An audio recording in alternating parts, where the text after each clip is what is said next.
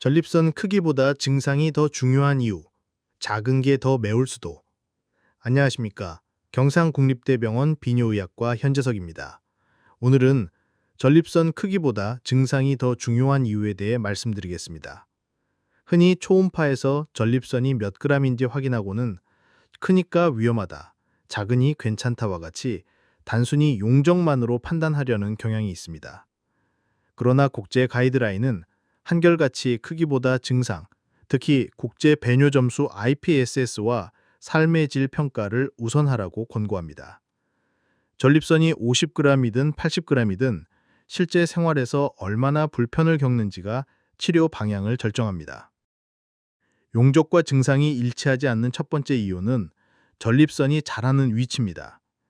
같은 40g이라도 전립선 중앙부, 즉 전립선 요도를 둘러싼 전이부, 트랜지셔널 존이 비대해지면 배뇨 장애가 심해지만 말초부가 주로 커진 경우에는 상대적으로 불편이 적습니다. 두 번째 이유는 동적 요소, 즉 근육 긴장입니다. 교감신경이 항진되면 작은 전립선이라도 요도 압력이 급격히 높아져 빈뇨나 배뇨 지연이 나타나는데 알파 차단제가 빠르게 효과를 보이는 이유가 여기 있습니다. 세 번째는 방광의 적응력입니다.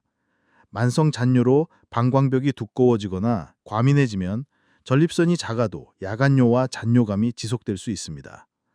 반대로 방광 수축력이 양호하면 80g 전립선이라도 낮 동안에는 거의 불편을 못 느끼기도 합니다. 따라서 진료 첫 단계는 크기를 재는 것이 아니라 증상을 정량화하는 것입니다. 환자분이 직접 작성하시는 국제 전립선 점수 설문과 삶의 질 점수가 가장 중요한 출발점입니다.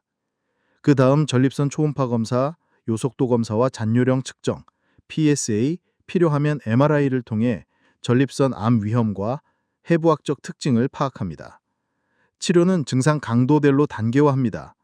경증이면 생활습관 교정과 카페인, 알코올 제한으로 충분한 경우가 많습니다.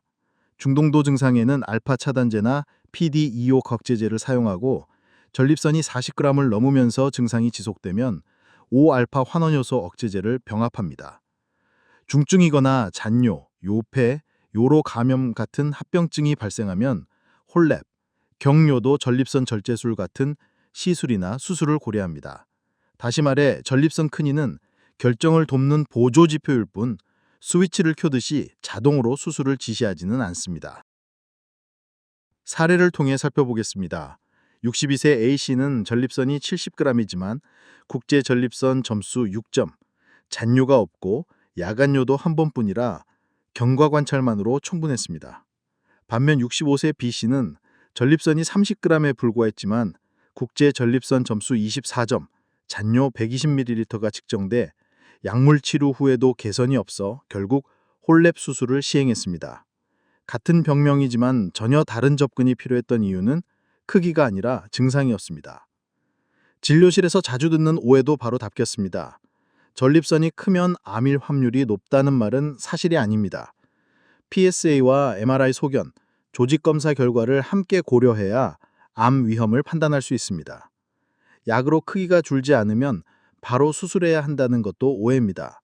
잔뇨 증가, 요폐, 요로 감염, 신장 기능 저하 같은 합병증이 발생했는지가 더 중요합니다. 증상이 좋아지면 약을 바로 끊어도 된다는 주장도 위험합니다.